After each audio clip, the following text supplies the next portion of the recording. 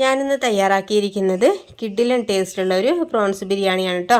Prawns biryani എന്ന് പറയുമ്പോൾ അധികം മസാലയൊന്നും ഇല്ലാതെ നല്ല ടേസ്റ്റി ആയിട്ട് തയ്യാറാക്കാൻ പറ്റുന്ന ഒരു മെത്തേഡിലാണ് തയ്യാറാക്കിയിരിക്കുന്നത്. അപ്പോൾ വീഡിയോ സ്കിപ്പ് ചെയ്യാതെ മൊത്തത്തിൽ കണ്ടു നോക്കണേ. അപ്പോൾ വീഡിയോയിലേക്ക് കടക്കുന്നതിന് മുമ്പ് ലൈക്ക് ചെയ്യാനും പിന്നെ സബ്സ്ക്രൈബ് ചെയ്യാതെ കാണുന്നവരാണെങ്കിൽ ഒന്ന് സബ്സ്ക്രൈബ് ചെയ്ത് സപ്പോർട്ട് ചെയ്യുകയും ചെയ്യണം കേട്ടോ. ആ തൊട്ടടുത്ത് കാണുന്ന ആ ബെല്ലൈക്കണും കൂടി ഒന്ന് പ്രസ് ചെയ്തിട്ട് അതിൽ കാണുന്ന ഓൾ എന്ന ഓപ്ഷൻ തന്നെ ക്ലിക്ക് ചെയ്യാൻ മറക്കരുത്. എന്നാലാണ് ഞാൻ പുതിയ വീഡിയോസൊക്കെ ഇടുമ്പോൾ നിങ്ങൾക്ക് അപ്പോൾ നോട്ടിഫിക്കേഷൻ കിട്ടുകയുള്ളൂ. അപ്പോൾ പെട്ടെന്ന് തന്നെ നമുക്ക് വീഡിയോയിലേക്ക് കിടക്കാം. അതിന് വേണ്ടിയിട്ട് ഞാനിതാ 2 കിലോ ചെമ്മീൻ എടുത്തിട്ടുണ്ടായിരുന്നു. 2 കിലോ ചെമ്മീൻ കഴുകി വൃത്തിയാക്കിയതിന് ശേഷം നമുക്ക് 1 കിലോത്തിൻ്റെ അടുത്തേക്ക് കിട്ടുള്ളൂ കേട്ടോ. അപ്പോൾ ചെറിയ ചെമ്മീനാണ് കേട്ടോ എടുത്തിരിക്കുന്നത്. വലിയതാണെങ്കിൽ അങ്ങനെ എടുക്കാവുന്നതേ ഉള്ളൂ. അപ്പോൾ നമ്മൾ എത്ര എടുത്താലും അത് ക്വാണ്ടിറ്റി കുറയും. നമ്മൾ ക്ലീൻ ചെയ്യുന്ന സമയത്ത് എന്തായാലും ക്വാണ്ടിറ്റി കുറയും. പിന്നെ അധികം ടൈമൊക്കെ എടുത്തിട്ട് നമുക്കിതൊന്ന് ക്ലീൻ ചെയ്തെടുക്കേണ്ടതുണ്ട്.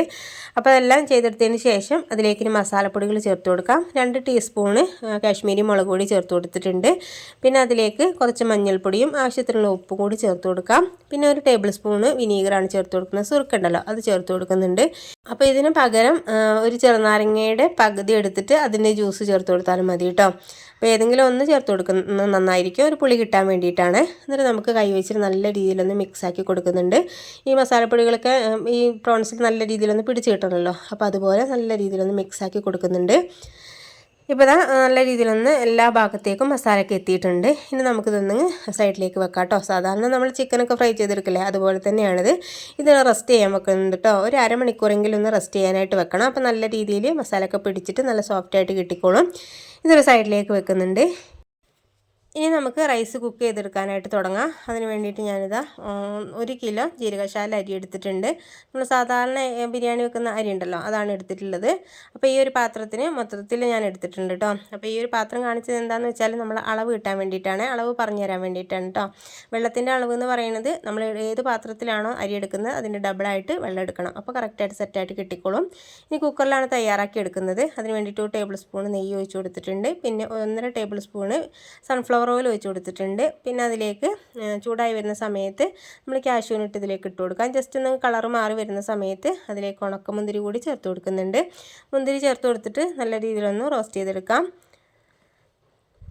ഇപ്പോൾ മുന്തിരിയൊക്കെ സെറ്റായിട്ട് കിട്ടിയിട്ടുണ്ട്. അപ്പോൾ ഈ എണ്ണയിൽ നിന്നും കോരിയെടുക്കാം. ഇനി എണ്ണയിലേക്ക് തന്നെ നമ്മൾ ഒരു മീഡിയം സൈസുള്ള സവാള ചെറുതായിട്ട് കനം കുറച്ചിട്ട് അരിഞ്ഞെടുത്തിട്ടുണ്ട്. അത് ഇതിലേക്ക് ഇട്ട് കൊടുക്കുക. എന്നിട്ട് നല്ല രീതിയിലൊന്ന് വഴറ്റിയെടുക്കണം. വഴറ്റിയെടുത്തിട്ട് നമുക്കൊന്ന് കളർ മാറുന്ന വരെ ഒന്ന് വഴറ്റിയെടുക്കണം കേട്ടോ. എന്നിട്ട് നമ്മൾ ഈ എണ്ണയിൽ നിന്ന് കോരിയെടുക്കുകയാണ് ചെയ്യുന്നത്. അപ്പോൾ നിങ്ങൾ കോരിയെടുക്കാതെ ചെയ്യുന്നതാണെങ്കിൽ ഒന്ന് ജസ്റ്റ് ഒന്ന് കളർ മാറി വരുന്ന സമയത്ത് ജസ്റ്റ് ഒന്ന് കുക്കായിട്ട് കളർ മാറുമല്ലോ, ആ സമയത്ത് തന്നെ നമ്മൾ വെള്ളം ഒഴിച്ച് കൊടുത്തിട്ട് കുക്ക് ചെയ്തെടുത്താൽ മതി. എനിക്കിത് ദം ചെയ്യുന്ന സമയത്ത് മുകൾ ഭാഗത്ത് ഇട്ട് കൊടുക്കാനായിട്ടാണ് കേട്ടോ. അതുകൊണ്ടാണ് ഈ കളറാവുന്ന സമയത്ത് ഞാൻ ഈ എണ്ണയിൽ നിന്ന് കോരിയെടുക്കുന്നത്. ഇനി എണ്ണയിലേക്ക് ഒരു 5 ഗ്രാമ്പും ഒരു 4 ഏലക്കായും ഒരു ചെറിയൊരു കഷ്ണം പട്ട പിന്നെ ഒരു ബേ ലീഫും പിന്നെ 2 ചെറിയ കഷ്ണം ജാതിപത്രിയും കൂടി ചേർത്ത് കൊടുക്കുന്നുണ്ട്. അപ്പോൾ ഇത് എണ്ണയിൽ നിന്നൊന്ന് ജസ്റ്റ് ഒന്ന് പൊട്ടി വരുന്ന സമയത്ത് അതിലേക്ക് വെള്ളം ഒഴിച്ച് കൊടുക്കാം കേട്ടോ. ഞാൻ വെള്ളം ഒന്ന് തിളപ്പിക്കാൻ വെച്ചിട്ടുണ്ടായിരുന്നു. നമ്മൾ അരി എടുത്തിട്ട് പാത്രം ഉണ്ടല്ലോ, അതിന് ഡബിളായിട്ട് തന്നെ വെള്ളം എടുത്തിട്ട് ഞാനൊന്ന് തിളപ്പിച്ചെടുത്തിട്ടുണ്ടായിരുന്നു. അപ്പോൾ വെള്ളം നമ്മൾ ഇതിലേക്ക് ഒഴിച്ച് കൊടുക്കുന്നുണ്ട്. ഇതുപോലെ തിളച്ച വെള്ളം ഒഴിച്ച് കൊടുക്കുകയാണെങ്കിൽ നമുക്ക് പെട്ടെന്ന് തന്നെ അങ്ങ് തിളച്ച് കിട്ടുകയും ചെയ്തോളും, പെട്ടെന്ന് ഈസി ആയി കിട്ടുമല്ലോ. അപ്പോൾ അതിന് വേണ്ടിയിട്ടാണ് കേട്ടോ. ഇനി ആവശ്യത്തിനുള്ള ഉപ്പ് ചേർത്ത് കൊടുത്തിട്ട് നല്ല രീതിയിലൊന്ന് മിക്സാക്കി കൊടുക്കാം. ഇത് ഉപ്പിൻ്റെ അളവ് എന്ന് പറയുന്നത് നമ്മൾ ടേസ്റ്റ് ചെയ്യുന്ന സമയത്ത് കുറച്ച് ഉപ്പ് മുന്നിട്ട് നിൽക്കണം കേട്ടോ. എന്നാലാണ് കറക്റ്റായിട്ട് സെറ്റായിട്ട് നമുക്ക് ഉപ്പ് കറക്റ്റ് പാകത്തിന് കിട്ടുള്ളൂ. വെള്ളം ഒന്ന് തിളച്ച് വരുന്ന സമയത്ത് അതിലേക്ക് കഴുകി ഊറ്റി വെച്ചിരിക്കുന്ന അരി ഇതിലേക്ക് ഇട്ട് കൊടുക്കാം. എന്നിട്ട് നല്ല രീതിയിലൊന്ന് മിക്സാക്കി കൊടുക്കാം കേട്ടോ. അടിഭാഗത്തൊന്നും അരിയൊന്നും ഒട്ടിപ്പിടിക്കാത്ത രീതിയിൽ നല്ല രീതിയിലൊന്ന് മിക്സാക്കി എടുക്കണേ. എന്നിട്ട് നമുക്കൊന്നങ്ങ് അടച്ച് വെക്കാം കേട്ടോ. കുക്കറൊന്ന് അടച്ച് വെച്ചിട്ട് ഒരു വിസിൽ വരുന്നതിന് മുമ്പ് നമ്മൾ ഫ്ലെയിം ഓഫ് ചെയ്യണേ. അപ്പോഴാണ് കറക്റ്റായിട്ട് നമുക്ക് ഈ സെറ്റായിട്ട് കിട്ടുള്ളൂ. ഇനി നമുക്കതൊന്ന് കുക്കായി വരുന്ന സമയം കൊണ്ട് നമുക്ക് പ്രോൺസ് ഒന്ന് ഫ്രൈ ചെയ്തെടുക്കാം. അതിന് വേണ്ടിയിട്ട് കുറച്ച് ഓയിൽ ഒഴിച്ച് കൊടുക്കുന്നുണ്ട്. എന്നിട്ട് നമുക്കിതുപോലെ ഒന്ന് ഫ്രൈ ചെയ്തെടുക്കാം കേട്ടോ. സാധാരണ നമ്മൾ ഫിഷൊക്കെ ഫ്രൈ ചെയ്തെടുക്കില്ലേ, അതുപോലെ തന്നെ തിരിച്ച് മറിച്ചിട്ട് കൊടുത്തിട്ട് ഒന്ന് ഫ്രൈ ചെയ്തെടുക്കാം. അപ്പോൾ പിന്നെ നമ്മൾ ഒരുപാട് നേരം ഫ്രൈ ചെയ്തെടുക്കേണ്ട കാര്യമില്ല. അപ്പോൾ കറക്റ്റായിട്ട് നമുക്ക് സോഫ്റ്റായിട്ട് കിട്ടില്ല, ഒരു ഹാർഡായി പോകും കേട്ടോ. ചെമ്മീൻ പെട്ടെന്ന് തന്നെ അധികം നേരം എണ്ണയിൽ കിടക്കുമ്പോൾ തന്നെ നമുക്ക് ഹാർഡായിട്ട് കിട്ടും. അപ്പോൾ ഇതുപോലെ ഒന്നങ്ങ് ആയി വരുന്ന സമയത്ത് തിരിച്ച് മറിച്ചിട്ടൊന്ന് കുക്ക് ചെയ്യുന്ന സമയത്ത് നമുക്ക് എണ്ണയിൽ നിന്നും കോരിയെടുക്കാം. ഇനി എണ്ണയിൽ നിന്നും മൊത്തത്തിൽ കോരി മാറ്റിയതിന് ശേഷം നമുക്ക് ബാക്കിയുള്ളത് കൂടി ഇതുപോലെ ഫ്രൈ ചെയ്തെടുക്കാം. അതിനുശേഷം ഇതൊരു സൈഡിലേക്ക് വെക്കുന്നുണ്ട്. ഈ സമയം കൊണ്ട് നമ്മൾ കുക്കറിലുള്ള റൈസൊക്കെ ഒന്ന് കുക്കായിട്ട് സെറ്റായിട്ട് കിട്ടിയിട്ടുണ്ട്. അപ്പോൾ നമ്മൾ ഒരു വിസിലിന് മുമ്പ് തന്നെ ഇതൊന്ന് ഓഫാക്കണം കേട്ടോ, എന്നാലാണ് ഇതുപോലെ കറക്റ്റായിട്ട് സെറ്റായിട്ട് കിട്ടുള്ളൂ. എന്നിട്ട് ഇതുപോലെ ജസ്റ്റ് ഒന്ന് മിക്സാക്കി കൊടുക്കുന്നുണ്ട്. മിക്സാക്കിയിട്ട് നമുക്ക് ഇതൊരു സൈഡിലേക്ക് വെക്കാം. ഇനി മസാല തയ്യാറാക്കി എടുക്കാനായിട്ട് തുടങ്ങാം. അതിന് വേണ്ടിയിട്ട് ഞാനൊരു പാത്രം വെച്ചിട്ടുണ്ട്. നമ്മൾ ഏതിലാണോ ബിരിയാണി ദം ചെയ്യുന്നത് അതിലേക്കാണ് മസാല തയ്യാറാക്കുന്നത്. അപ്പോൾ നമ്മൾ പ്രോൺസ് ഫ്രൈ ചെയ്തെടുത്തിട്ടുള്ള ബാക്കിയുള്ള ഓയിൽ ഒഴിച്ച് കൊടുത്തിട്ടുണ്ട്. പിന്നെ ഒരു ടേബിൾ സ്പൂൺ വെളിച്ചെണ്ണ കൂടി ഒഴിച്ച് കൊടുത്തിട്ടുണ്ട്. പിന്നെ ഒരു 6 വലിയ സവാള എടുത്തിട്ട് ഇതുപോലെ ചെറുതായിട്ട് ചോപ്പ് ചെയ്തിട്ട് ചേർത്ത് കൊടുക്കുന്നുണ്ട്. അപ്പോൾ ഇതുപോലെ ചെറുതായിട്ട് കട്ട് ചെയ്തിട്ട് തന്നെ ചേർത്ത് കൊടുക്കാൻ ശ്രദ്ധിക്കണം, എന്നാലാണ് കറക്റ്റായിട്ട് നമുക്ക് സോഫ്റ്റായിട്ട് കിട്ടുള്ളൂ. പിന്നെ അതിലേക്ക് ആവശ്യത്തിനുള്ള ഉപ്പ് സമയത്ത് ചേർത്ത് കൊടുക്കുന്നുണ്ട്. എന്നിട്ട് നല്ല രീതിയിലൊന്ന് വഴറ്റിയെടുക്കാം. അപ്പോൾ ഞാൻ പറഞ്ഞല്ലോ, ഇതുപോലെ ചെറുതായിട്ട് കട്ട് ചെയ്യുന്ന സമയത്ത് നമ്മൾ ഈ ഒരു മസാലയ്ക്ക് നല്ലൊരു ടേസ്റ്റും കാര്യങ്ങളുണ്ടാവും. അപ്പോൾ അതിന് വേണ്ടിയിട്ടാണ് ഞാൻ ഇതുപോലെ ഒന്നങ്ങ് ചെറുതായിട്ട് തന്നെ കട്ട് ചെയ്തിട്ട് ചേർത്ത് കൊടുക്കുന്നത്. നല്ല രീതിയിലൊന്ന് മിക്സാക്കി കൊടുക്കുന്നുണ്ട്. അപ്പോൾ സവാളയൊക്കെ നല്ല രീതിയിൽ കുക്കായി വരുന്ന സമയത്ത് അതിലേക്ക് 3 പച്ചമുളകും പിന്നെ ഒരു ചെറിയ കഷ്ണം ഇഞ്ചിയും 2 കുടം വെളുത്തുള്ളിയും കൂടി ഒന്ന് ക്രഷ് ചെയ്തിട്ട് ചേർത്ത് കൊടുക്കുന്നുണ്ട്. പച്ചമുളകിൻ്റെ അളവ് എന്ന് പറയുന്നത് എരിവുള്ള പച്ചമുളകാണെങ്കിൽ അതിനനുസരിച്ച് കൂട്ടും കുറുക്കൊക്കെ ചെയ്യാം കേട്ടോ. അപ്പോൾ ഇത് അത്യാവശ്യം എരിവുള്ള പച്ചമുളകായിരുന്നു, അതുകൊണ്ടാണ് ഒരു 3 ചേർത്ത് കൊടുത്തിട്ടുള്ളത്. അപ്പോൾ നല്ല രീതിയിലൊന്ന് വഴറ്റിയെടുക്കുന്നുണ്ട്. ഇതിൻ്റെയൊക്കെ പച്ചമണം മാറുന്ന സമയത്ത് അതിലേക്കൊരു 4 അത്യാവശ്യം വലിപ്പമുള്ള തക്കാളി ചെറുതായിട്ട് കട്ട് ചെയ്തിട്ട് തന്നെ ചേർത്ത് കൊടുക്കുന്നുണ്ട്. തക്കാളിയും കൂടി ചേർത്ത് കൊടുത്തിട്ട് നല്ല രീതിയിലൊന്ന് കുക്കാക്കി എടുക്കാം കേട്ടോ. ഒന്ന് ഉടഞ്ഞു വരുന്ന സമയത്ത് നമ്മൾ അതിലേക്ക് മസാലപ്പൊടികൾ ചേർത്ത് കൊടുക്കുന്നുണ്ട്. മസാലപ്പൊടികൾ എന്ന് പറയുമ്പോൾ നമ്മൾ ഒരുപാടൊന്നും ചേർത്ത് കൊടുക്കുന്നില്ല. കുറച്ച് മഞ്ഞൾപ്പൊടിയും 2 ടേബിൾ സ്പൂൺ ബിരിയാണി മസാലയും കുറച്ച് ഗരം മസാലയും പിന്നെ കുറച്ച് കുരുമുളക് പൊടിയും കൂടി ചേർത്ത് കൊടുത്തിട്ടുണ്ടായിരുന്നു. അത് നല്ല രീതിയിലൊന്ന് മിക്സാക്കി കൊടുക്കുന്നുണ്ട് കേട്ടോ. അപ്പോൾ നല്ല രീതിയിൽ പച്ചമണമൊക്കെ പൊടികളൊക്കെ പച്ചമണം ഉണ്ടല്ലോ, അതൊക്കെ നല്ല രീതിയിൽ മാറുന്ന സമയത്ത് അതിലേക്ക് ഒരു ടേബിൾ സ്പൂൺ തൈരും കൂടി ഒഴിച്ച് കൊടുക്കുന്നുണ്ട്.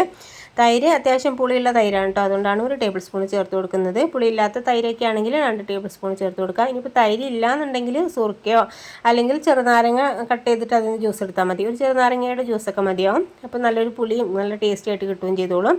സുർക്കയാണെങ്കിൽ ഒരു ടേബിൾ സ്പൂണൊക്കെ മതിയാവും. എന്നിട്ട് അതും കൂടി ഇട്ട് കൊടുത്തിട്ട് നല്ല രീതിയിലൊന്ന് മിക്സാക്കി എടുക്കുന്നുണ്ട്. ഈ സമയത്ത് ടേസ്റ്റ് ചെയ്ത് നോക്കിയിട്ട് ഉപ്പോ പുളി എന്താ കുറവുള്ളത് നോക്കിയിട്ടൊക്കെ ചേർത്ത് കൊടുക്കാവുന്നതേ ഉള്ളൂ. ഫൈനലായിട്ട് നമ്മൾ മല്ലിയിലയും പുതിനയിലയും കൂടെ കട്ട് ചെയ്ത് വെച്ചിട്ടുണ്ടായിരുന്നു, അതും കൂടി ഇതിലേക്ക് ഇട്ട് കൊടുത്തിട്ട് നല്ല രീതിയിലൊന്നും കൂടി മിക്സാക്കി കൊടുക്കാം. അപ്പോൾ ഇതുപോലെ നല്ല ജ്യൂസി ആയിട്ട് നമുക്ക് ഈ മസാല തയ്യാറാക്കി എടുത്തിട്ടുണ്ട്. ഇതെല്ലാം സെറ്റായതിന് ശേഷം മാത്രമാണ് നമ്മൾ ഫ്രൈ ചെയ്ത് മാറ്റി വെച്ചിരിക്കുന്ന പ്രോൺസ് ഇട്ട് കൊടുക്കുന്നത്. പ്രോൺസ് ഇട്ട് കൊടുത്തിട്ട് എല്ലാ ഭാഗത്തേക്ക് എത്തുന്ന രീതിയിൽ മസാലയൊക്കെ നല്ല രീതിയിലൊന്ന് മിക്സാക്കി എടുക്കാം കേട്ടോ. പ്രോൺസിൻ്റെ എല്ലാ ഭാഗത്തേക്കും മസാലയൊക്കെ സെറ്റായിട്ട് കിട്ടുമ്പോഴാണ് നല്ല അടിപൊളിയായിട്ട് ഈ മസാല നമുക്ക് കഴിക്കാനായിട്ട് കഴിയുള്ളൂ, നല്ല ടേസ്റ്റി ആയിട്ട് കിട്ടുള്ളൂ. അപ്പോൾ ഞാനതൊന്ന് അടച്ച് വെച്ചിട്ട് 1 മിനിറ്റ് നേരെ അടച്ച് വെച്ചിട്ടൊന്ന് കുക്ക് ചെയ്തെടുക്കുന്നുണ്ട് കേട്ടോ. കുക്ക് ചെയ്തെടുക്കാനൊന്നുമില്ല, പക്ഷേ നമ്മൾ ഈ പ്രോൺസിലേക്ക് ഈ മസാല സെറ്റായിട്ട് കിട്ടാൻ വേണ്ടിയിട്ടാണ്. ലോ ഫ്ലെയിമിൽ തന്നെ വെക്കുക, എന്നിട്ട് ഇതുപോലെ അങ്ങ് അടച്ച് വെച്ചാൽ മതി. എന്നിട്ട് 1 മിനിറ്റിന് ശേഷം തുറന്ന് നോക്കുമ്പോൾ ഇതുപോലെ നല്ല സെറ്റായിട്ട് കിട്ടിയിട്ടുണ്ടാവും. ഇപ്പോൾ ഇത് കണ്ടില്ലേ, നല്ല അടിപൊളിയായിട്ട് ഈ മസാല തയ്യാറാക്കി എടുക്കാനായിട്ട് കഴിഞ്ഞിട്ടുണ്ട്. അപ്പോൾ ഈ സമയത്തൊക്കെ ഉപ്പ് ചെക്ക് ചെയ്യാൻ മറക്കരുത് കേട്ടോ. ഉപ്പൊക്കെ കുറവുന്നുണ്ടെങ്കിൽ, എരിവ് കുറവുണ്ട് തോന്നുകയാണെങ്കിൽ കുരുമുളക് പൊടി ചേർത്ത് കൊടുക്കുക. പിന്നെ ഉപ്പൊക്കെ ആവശ്യത്തിനനുസരിച്ച് ചേർക്കുകയൊക്കെ ചെയ്യാം കേട്ടോ. അപ്പോൾ മസാലയൊക്കെ സെറ്റായതിന് ശേഷം അതിന് മുകളിലാക്കിയിട്ട് നമ്മൾ മാറ്റി വെച്ചിരിക്കുന്ന റൈസ് ഇട്ട് കൊടുക്കാം. ദം ചെയ്യാൻ വേണ്ടിയിട്ടാണ് കേട്ടോ. സാധാരണ നമ്മൾ ബിരിയാണിയൊക്കെ ദം ചെയ്യില്ലേ, അതുപോലെ തന്നെ ചെയ്ത് കൊടുക്കാം. മൊത്തം മസാല ഞാൻ അടിയിൽ വെച്ചിട്ടുണ്ട്. അപ്പോൾ നിങ്ങൾ 2 ലെയറാണ് ചെയ്തെടുക്കുന്നതെങ്കിൽ മസാല കുറച്ച് മാറ്റി വെച്ചിട്ട് ചോറിൻ്റെ സെൻറ്റർ ഭാഗത്തേക്ക് വെച്ച് കൊടുത്താൽ മതി കേട്ടോ. അപ്പോൾ 2 ലെയറൊക്കെ ആക്കി ചെയ്ത് കൊടുത്താലും മതിയാവും. പിന്നെ ഞാനിതിലേക്ക് കുറച്ച് നാരങ്ങ നീരിലേക്ക് കുറച്ച് മഞ്ഞൾപ്പൊടി ഇട്ട് കൊടുത്തിട്ടുണ്ടായിരുന്നു. അതൊന്ന് കലക്കിയെടുത്തതിന് ശേഷം ഇതിന് മുകൾ ഭാഗത്തൊന്ന് ഒഴിച്ച് കൊടുക്കുന്നുണ്ട്. റൈസിന് നല്ലൊരു കളർ കിട്ടാൻ വേണ്ടിയിട്ടാണ്, നിർബന്ധമുള്ള കാര്യമൊന്നുമല്ല. പിന്നെ മല്ലിയിലയും പുതിനയും കൂടെ കട്ട് ചെയ്തിട്ട് സൈഡിലേക്ക് വെച്ചിട്ടുണ്ട്. പിന്നെ നമ്മൾ ആദ്യം ഫ്രൈ ചെയ്ത് വെച്ചിട്ടുള്ള ഉള്ളിയും കാഷ്യൂനട്ട് കിസ്മിസൊക്കെ ഉണ്ടല്ലോ, അതും കൂടി നമ്മൾ ഇതുപോലെ ഒന്ന് മിക്സാക്കി കൊടുക്കുന്നുണ്ട്. എന്നിട്ട് അതിന് മുകളിലായിട്ടൊന്ന് സ്പ്രെഡ് ചെയ്ത് കൊടുക്കാം കേട്ടോ. അതിന് മുകളിലായിട്ട് ഇങ്ങനെ വിതറി കൊടുക്കുമ്പോൾ നല്ല ടേസ്റ്റി ആയിട്ട് കിട്ടിക്കോളും.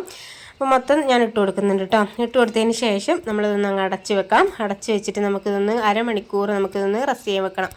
അപ്പോൾ അതൊന്ന് ഈ സമയത്ത് ഞാൻ ലോ ഫ്ലെയിമിൽ വെച്ചിട്ടുണ്ട്. എന്നിട്ട് ഇതിൻ്റെ മുകൾ ഭാഗത്തൊരു ഇതുപോലെ വെയിറ്റുള്ള എന്തെങ്കിലും ഒന്ന് വെച്ച് കൊടുക്കാം. എന്നിട്ട് ഫ്ലെയിം ഒന്ന് കുറച്ച് വെച്ചിട്ട് 5 മിനിറ്റ് നേരം നമുക്ക് വെച്ച് കൊടുക്കാം. അതിന് ശേഷം നമുക്ക് ഫ്ലെയിം ഓഫ് ചെയ്യാം. എന്നിട്ട് അരമണിക്കൂറിന് ശേഷമാണ് ഇതൊന്ന് സെർവ് ചെയ്യുന്നത് കേട്ടോ. അപ്പോൾ നമുക്ക് സെറ്റായിട്ട് ഈ ഒരു മസാലയും ബിരിയാണിയൊക്കെ സെറ്റായിട്ട് കിട്ടിക്കോളും. അരമണിക്കൂറിന് ശേഷമാണ് ഈ ബിരിയാണി ഒന്ന് ഞാൻ വിളമ്പുന്നത് കേട്ടോ. പിന്നെ അതിൻ്റെ സൈഡിലായിട്ട് കുറച്ച് മിൻറ്റ് ലീഫ് വെച്ചിട്ടുള്ള ഒരു ചമ്മന്തിയും പിന്നെ സലാഡും കൂടി വെച്ച് കൊടുക്കുന്നുണ്ട്.